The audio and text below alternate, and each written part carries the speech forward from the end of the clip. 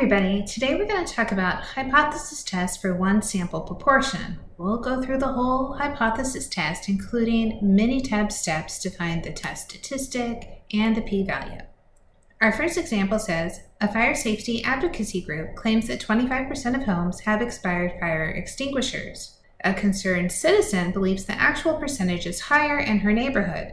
She randomly surveys 150 homes and finds that 45 of them have expired fire extinguishers. Our question is, at the 0.05 significance level, is there sufficient evidence to support the claim that 25% of homes in her neighborhood have expired fire extinguishers? For our hypothesis, we're going to let P be the true proportion of homes with expired fire extinguishers in the neighborhood. Our null hypothesis will be that P is equal to 0.25. Then our alternative hypothesis will be that the proportion P is greater than 0.25. Because our alternative hypothesis is greater than, that means we have a right-tailed test.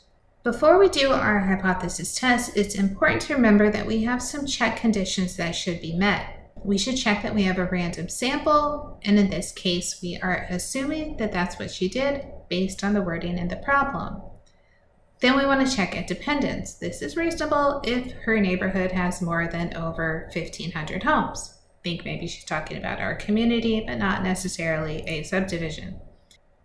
For normality, we want to check the value of n times p.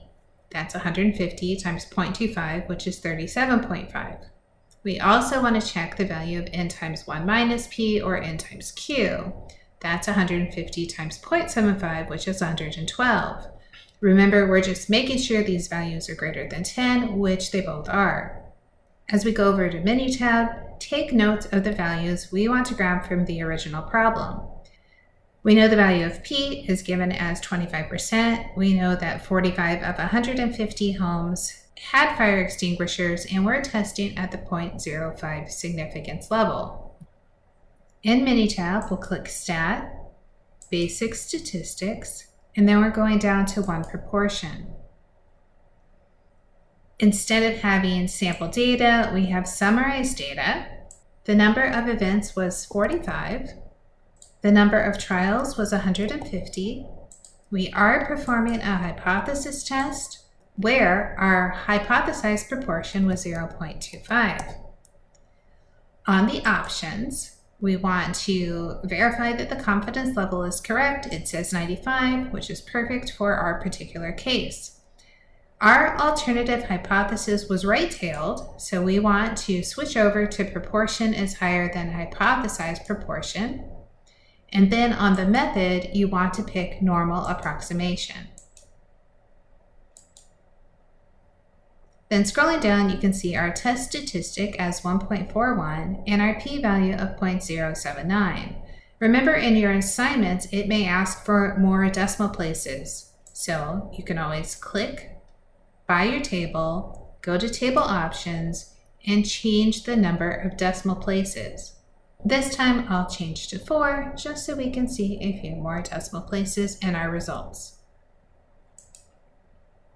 So in conclusion, because we have a test value of 1.41 and a p-value of 0.0786, we can see that our p is greater than our alpha of 0.05.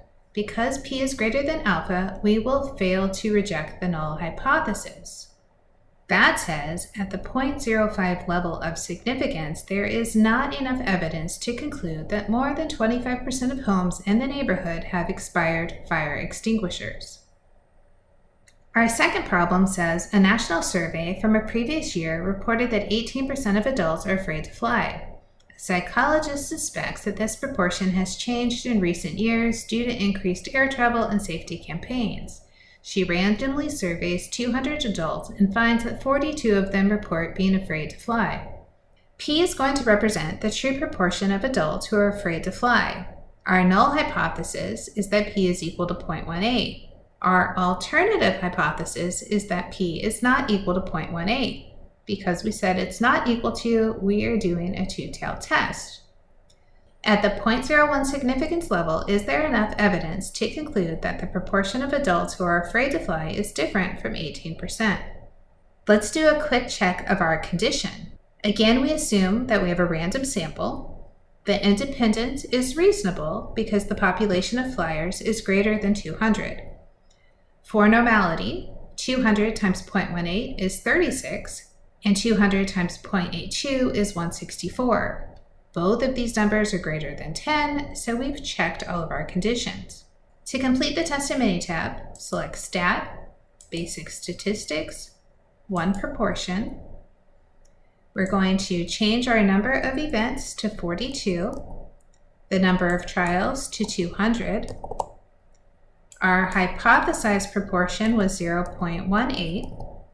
In the options, we want to switch the confidence to 99 because alpha was given as 0.01, and our alternative hypothesis needs to be changed to proportion is not equal to the hypothesized proportion. Again, I'm going to change my table options to increase the number of decimal places. This gives me a test statistic of 1.1043 and a p-value of 0.2695. For our conclusion, because p is greater than alpha, we fail to reject the null hypothesis. At the 0.01 significance level, there is not enough evidence to conclude the proportion of adults who are afraid to fly is different from 18%.